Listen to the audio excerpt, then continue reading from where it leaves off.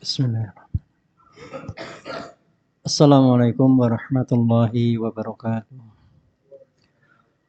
Alhamdulillah, innal hamdalillah nahmaduhu wa nasta'inuhu wa nastaghfiruh wa na'udzu billahi min sururi anfusina wa min sayyiati a'malina. May yahdihillahu fala mudhillalah wa may yudlil fala hadiyalah.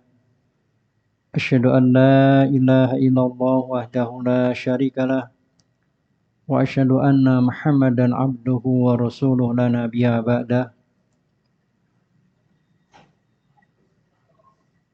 Allahumma salli ala Muhammad wa ala ali Muhammad kama sallaita ala Ibrahim wa ala ali Ibrahim innaka Hamidum Majid. Allahumma barik ala Muhammad wa ala ali Muhammad kama barakta ala Ibrahim wa ala ali Ibrahim innaka Hamidum Majid. Ya ayyuhalladzina amanu taqullaha haqqa tuqatih wa la tamutunna illa wa antum muslimun. Ya ayyuhan nasu taqu rabbakumul ladzi khalaqakum min nafsin wahidah wa khalaqa minha zawjaha wa bassa minhuma rijalan katsiran wa nisaa'a wattaqullaha alladzi tasaaluna bihi wal arham innallaha kana 'alaikum raqiba. Ya ayyuhalladzina amanu taqullaha wa qulu qawlan sadida yuslih lakum a'malakum wa yaghfir lakum dhunubakum wa may yuti'illaha wa rasulahu faqad faza fawzan 'azima. Amma ba'd, fa inna khairal hadisi kitabullah wa khairan hadi Muhammad sallallahu alaihi wasallam wa syarrul umuri muhdatsatuha wa kullu muhdatsatin bid'ah wa kullu bid'atin dalalah wa kullu dalalatin finnar. Hadirin jamaah salat maghrib rahimakumullah. Alhamdulillah, segala puji bagi Allah Subhanahu wa taala atas segala nikmat yang telah Allah taala berikan kepada kita semua. Mudah-mudahan Allah Subhanahu wa taala selalu menjadikan kita semua sebagai hamba-Nya yang pandai bersyukur atas nikmat-Nya. Kemudian salawat dan salam semoga tercurah untuk Nabi kita Muhammad sallallahu alaihi wasallam, keluarganya, sahabatnya, dan juga para pengikutnya. Hadirin rahimakumullah, kita lanjutkan kisah pada Ashabul Ukhdud ya, yang Allah Subhanahu wa taala membinasakan kutilah Ashabul Ukhdud. Inilah salah orang-orang yang telah membuat parit, di mana mereka itu membenci, memusuhi kaum muslimin, orang-orang yang beriman, karena mereka itu beriman kepada Allah Subhanahu wa taala. Wa ma naqamu minhum illa ayyuminu billahil azizil hamid. Dan mereka tidak menyiksa orang-orang mukmin melainkan karena mereka orang-orang mukmin itu beriman kepada Allah yang Maha Perkasa lagi Maha Terpuji. Dan pada kisah yang lalu telah disampaikan tentang seorang raja yang dia itu mempunyai ahli sihir, ya, ahli sihir. Dan ahli sihirnya ini sudah tua dan meminta kepada sang raja untuk dicarikan seorang pemuda gulam yang nantinya dapat menggantikannya sebagai tukang sihir raja. Dan ketika dalam perjalanan seorang gulam tadi, seorang pemuda tadi mendapati majelis rahib ya, majelis seorang rahib dan dia hadir di situ, sehingga setiap kali dia mau diajari sihir ke kerajaan, maka dia pun singgah di majelisnya seorang rahib, dan akhirnya dia mendapatkan dua hal ilmu yang berbeda, yang bertolak belakang, yaitu tentang sihir dari ahli sihir di kerajaan dan tentang ketauhidan dari seorang rahib. Dan kemudian pemuda tadi mempunyai karomah, ya, yang mana seorang pemuda tadi bisa membunuh binatang yang sangat besar, yang binatang itu menghalang-halangi manusia dari suatu jalan. Dan akhirnya pemuda tadi jadi terkenal, ya, karena dapat menyembuhkan berbagai penyakit. Dan akhirnya hal itu terdengar sampai di kerajaan, dan di kerajaan terdapat seorang yang berpenyakit buta, ya, dan kemudian mendatangi pemuda tadi, si Ulam, dengan membawa sejumlah harta yang diberikan kepada pemuda tadi, asal dia dapat menyembuhkan. Dan dikatakan kepadanya bahwasanya pemuda tadi itu tidak dapat menyembuhkan. Yang menyembuhkan hanya Allah. Dan kalau dia mau beriman kepada Allah, maka pemuda itu akan mendoakan kepada Allah agar diberikan kesembuhan. Dan ketika mereka mau beriman kepada Allah, maka didoakan kepada Allah oleh pemuda tadi, dan akhirnya sembuh. Dan ketika kembali ke kerajaan, maka rajanya heran. Siapa yang dapat menyembuhkanmu? Maka dikatakan yang menyembuhkan adalah Robku, yaitu Allah. Ya, maka raja pun marah karena raja itu merasa bahwa dirinya itu Rob, ya, merasa dirinya itu sesembahan mereka, tetapi ternyata orang kerajaan yang sakit buta tadi dan bisa sembuh tadi mempunyai Rob, yaitu Allah, ya. Akhirnya dia disiksa dan menunjukkan bahwa perantaraan dia bisa sembuh adalah karena pemuda tadi. Dan akhirnya pemudanya itu dipanggil di kerajaan. Dan raja pun heran. Ya, karena apa? Karena ternyata pemuda yang dengannya, ya, orang tadi bisa sembuh, yang mereka itu kemarin diajari sihir, suruh belajar sihir. Sehingga raja pun mengira bahwasanya sihirmu sudah luar biasa. Karena tukang sihir yang ada di kerajaan itu nggak bisa menyembuhkan orang yang buta. Sedangkan pemuda tadi dengan izin Allah Subhanahu wa taala maka menyembuhkan orang yang buta. Yang menyembuhkan hanya Allah. Nah, maka ketika pemuda itu dipanggil dan dia pun ditanya, ya, siapa yang mengajarimu? Ya, padahal si rahib itu sudah berpesan, ya, bahwa nanti kamu akan diuji, ya. Dan ketika diuji jangan menyebutkan dirinya, ya, jangan menyebutkan si rahib bahwa dia yang mengajari tentang ketauhidan. Tapi ternyata pemuda itu disiksa dan akhirnya menunjukkan bahwa yang mengajari adalah si rahib, ya. Dan akhirnya si rahib pun dipanggil di kerajaan dan disuruh kembali ke agamanya si raja, ya. Jadi disuruh murtad, tapi si rahib tidak mau. Dan akhirnya digergaji kepalanya. Ya. Hadirin rahimakumullah, setelah si rahib itu digergaji kepalanya, demikian juga orang yang buta tadi yang sembuh, ya, dari orang kerajaan tadi juga demikian mendapatkan perlakuan yang sama, ya, dari si raja. Dan akhirnya pemuda itu akan dibunuh oleh rajanya, ya. Maka raja pun mengutus tentaranya untuk membawa pemuda tadi ke suatu gunung, ya, untuk dibawanya ke suatu gunung.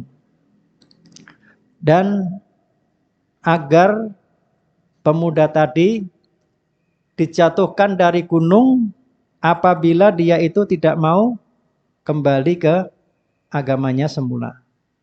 Ya. Ketika dia tidak mau kembali. Maka ketika pemuda tadi dibawa ke puncak gunung, maka pemuda tadi pun berdoa kepada Allah Subhanahu wa taala, memohon kepada Allah Subhanahu wa taala, Allahumma kfihim bima syi'ta. Ya. Ya Allah, cukupilah aku dari tindakan mereka, yaitu pasukan raja tadi, dengan kehendak-Mu. Ya. Jadi pemuda tadi, si gulam tadi berdoa kepada Allah, Allahumma kfinihim bima syi'ta. Ya. Maka akhirnya gunung itu diguncangkan oleh Allah Subhanahu wa taala dan seluruh tentaranya itu tadi binasa dan pemuda tadi selamat. Dan akhirnya pemuda itu kembali ke kerajaan, menemui sang raja. Nah, melihat pemuda tadi kembali ke kerajaan, ditanya tentang tentara yang mengawalnya tadi, yang akan membunuhnya tadi. Dan dikatakan bahwa mereka itu dibinasakan Allah Subhanahu wa taala. Ya.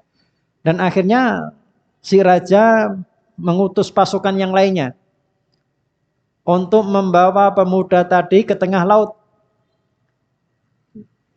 Dan meminta agar pemuda tadi kembali ke agama semula. Ya. Dan jika tidak mau, maka untuk dimasukkan ke dalam laut. Ya, dilemparkan ke dalam laut.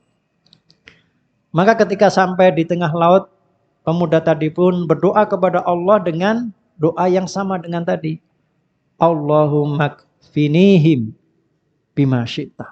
Ya Allah, cukupilah aku dari tindakan mereka, yaitu para tentara kerajaan tadi, dengan kehendak-Mu ya Allah. Ya. Maka Allah pun menenggelamkan kapal itu, ya. Dan pemuda tadi bisa kembali ke kerajaan. Diselamatkan oleh Allah Subhanahu wa taala, ya. Jadi bagaimana Allah Subhanahu wa taala menyelamatkannya? Ya, mudah bagi Allah Subhanahu wa taala. Bagaimana Allah Subhanahu wa taala membinasakan tentara kerajaan tadi? Adalah mudah bagi Allah Subhanahu wa taala. Maka akhirnya pemuda tadi pun kembali ke kerajaan menghadap raja tadi.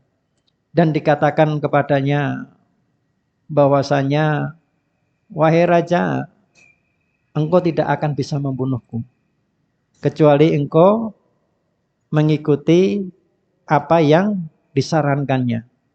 Ya. Maka pemuda pun tadi menyarankan kepada raja kalau ingin membunuhnya, yaitu kumpulkan, ya, rakyatmu di suatu tempat, ya. Kemudian saliblah aku dan panahlah aku dengan panahku. Lalu ucapkan Bismillahirrabbilgulam, ya. Dengan menyebut nama Allah, Robnya pemuda ini. Robnya gulam, pemuda tadi. Ya. Maka akhirnya raja pun mengumpulkan seluruh rakyatnya di suatu tanah lapang, ya. Kemudian diambillah busur panah, ya, dari pemuda tadi, ya, anak panahnya. Kemudian dipanahlah, ya, pemuda tadi dengan mengucapkan Bismillahirrabbilgulam. Maka pemuda tadi terkena pelipisnya dan dia mati. Maka melihat keadaan seperti itu, maka rakyat dari kerajaan tadi menyatakan imannya kepada Allah Subhanahu wa taala, amana bi rabbil ghulam, aku beriman kepada Robnya pemuda tadi. Ya, maka orang-orang kerajaan pada panik. Apa yang dia khawatirkan ternyata terjadi, yaitu seluruh rakyatnya beriman kepada Allah Subhanahu wa taala. Maka kemudian sang raja tadi memerintahkan kepada tentaranya, kepada pengikutnya untuk membuat parit. Ya. Inilah yang Allah Ta'ala binasakan mereka, qutila ashabul ukhdud, ya. Binasalah orang-orang yang telah membuat parit, yaitu dari kalangan kerajaan ini. Mereka kemudian membuat parit, ya. Dan di parit itu dinyalakan api. Dan seluruh rakyatnya yang dia tidak mau kembali ke agama semula, ya, maka akan dilemparkan ke dalam parit. Maka banyak sekali dari orang-orang yang telah beriman kepada Allah tadi dilemparkan ke dalam parit karena mempertahankan keimanannya kepada Allah Subhanahu wa taala. Maka di antara mereka pun ada seorang ibu yang sedang menggendong bayinya, yang dia itu ragu apakah dia mau masuk ke dalam parit yang menyala api tersebut atau mengikuti sang raja sehingga anaknya itu bisa selamat, ya. Maka bayi itu pun bisa berbicara, ya umma hisbir fa innaki alal haqq, wahai ibu bersabarlah karena sesungguhnya engkau berada di dalam kebenaran. Maka akhirnya ibu pun bersabar terhadap keimanan yang ada itu dan dia mempertahankan keimanannya. Dan akhirnya mereka pun dilemparkan ke dalam parit. Jadi hadirin rahimakumullah, ini merupakan kisah, ya, yang menunjukkan bahwasanya orang-orang yang mensekutukan Allah Subhanahu wa taala itu adalah mereka itu sangat keras permusuhannya kepada orang-orang yang beriman. Karena apa? Karena mereka itu beriman kepada Allah Subhanahu wa taala. Ya.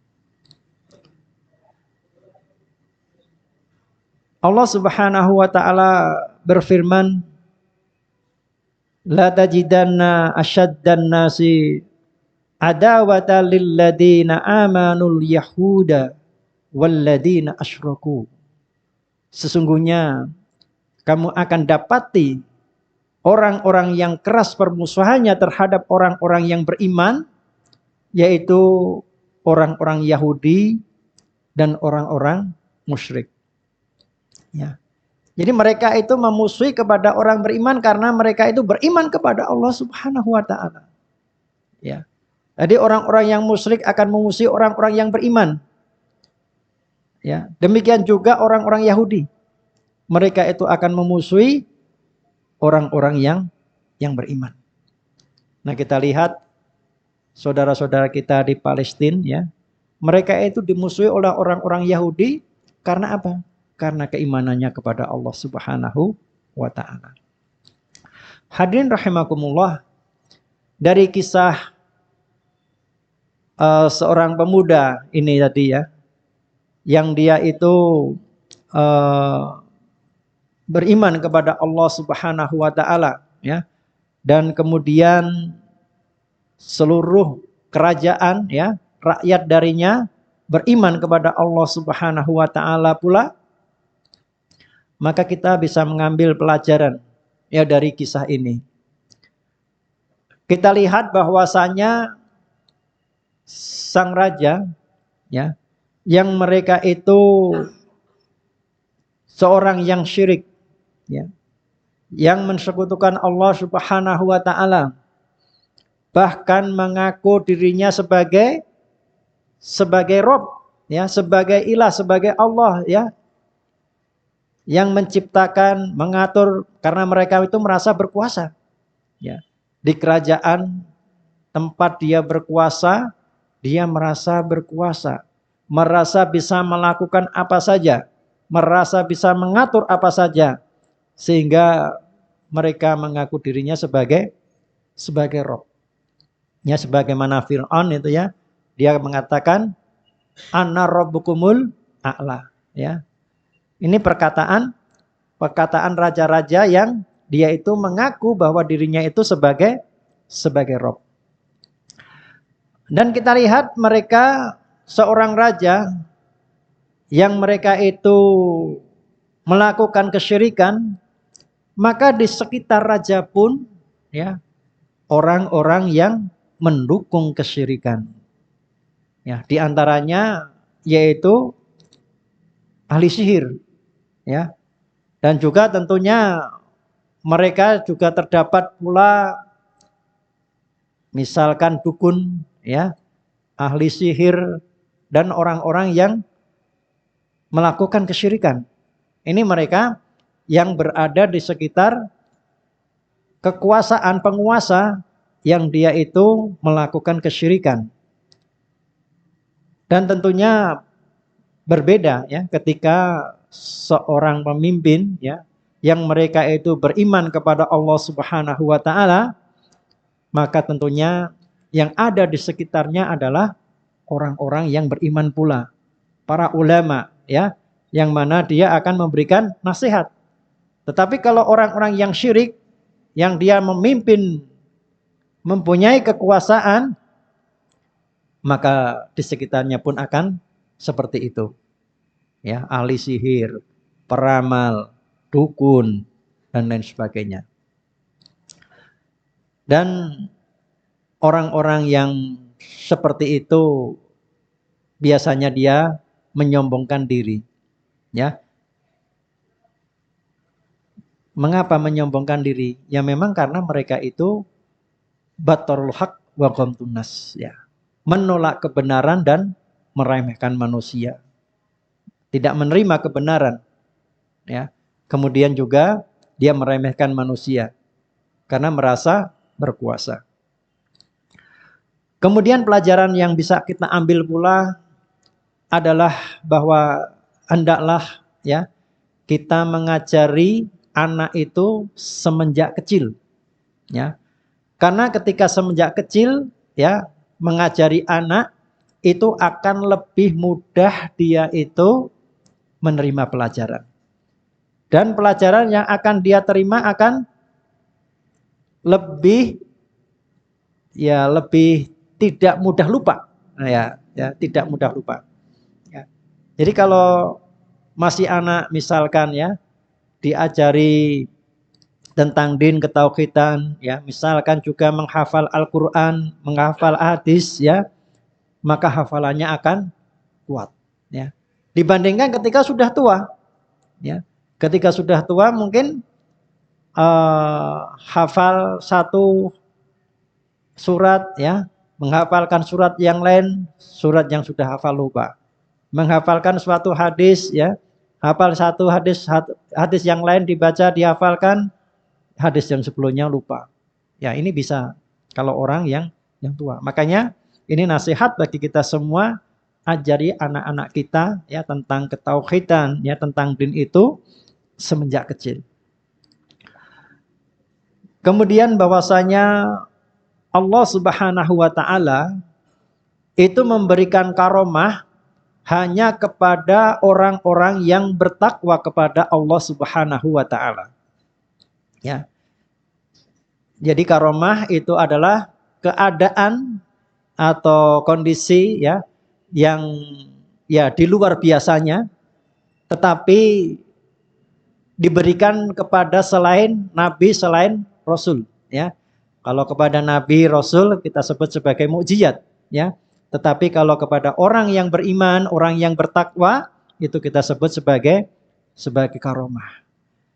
Dan kondisi seperti ini itu terjadi hanya pada orang-orang yang mendekatkan diri kepada Allah, waliullah, orang-orang yang bertakwa. Ya. Kalau misalkan ya ada orang yang syirik kok bisa melakukan hal-hal yang dia itu di luar hal yang bisa dilakukan manusia, maka itu bisa kita katakan itu sihir. Ya. Jadi kita lihat misalkan kisah Nabi Musa alaihissalam, ya, ketika melawan ahli sihir, ya, melawan ahli sihir. Maka ahli sihir itu bisa membuat atau menampakkan tali-tali mereka itu menjadi ular. Dan Allah Subhanahu wa taala memberikan mukjizat kepada Musa alaihissalam dengan melempar tongkatnya sehingga tongkatnya menjadi ular. Dan keadaan yang tidak masuk nalar dari orang-orang ahli sihir bahwa ularnya Musa alaihissalam itu menelan ularnya ahli sihir. Jadi dari logika ahli sihir itu tidak mungkin ya bahwa jika itu dari Musa alaihissalam itu suatu sihir, tidak mungkin bisa menelan ular-ular mereka.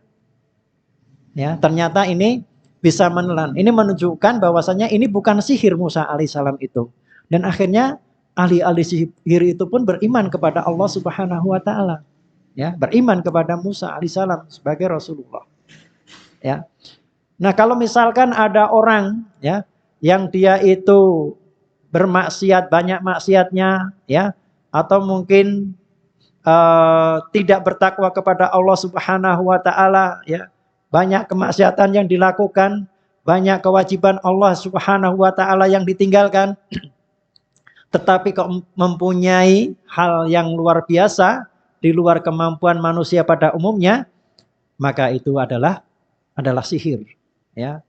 Dan dia menggunakan syaitan ya. Itu bukan karomah. Hadirin rahimakumullah.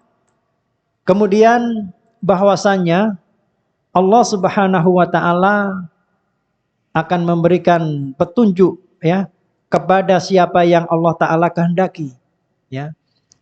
Dan demikian juga Allah Subhanahu wa taala bisa tidak memberikan petunjuk kepada yang Allah taala kehendaki. Ya.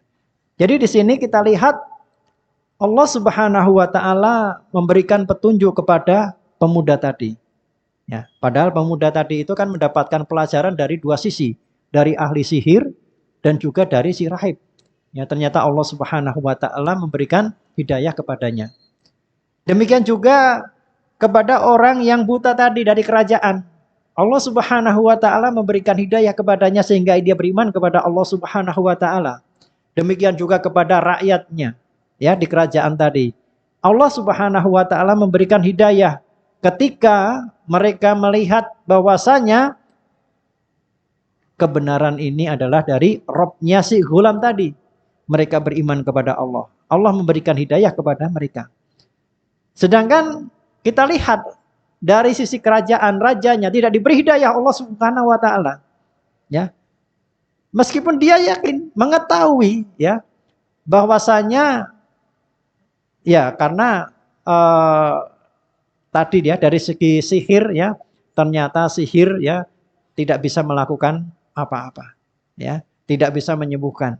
Dan pemuda tadi ternyata dengan izin Allah Subhanahu wa taala dapat menyembuhkan. Dia menyaksikan, melihat ya. Dan dia tidak bisa membunuh pemuda tadi kecuali dengan mengikuti apa yang disarankan pemuda tadi.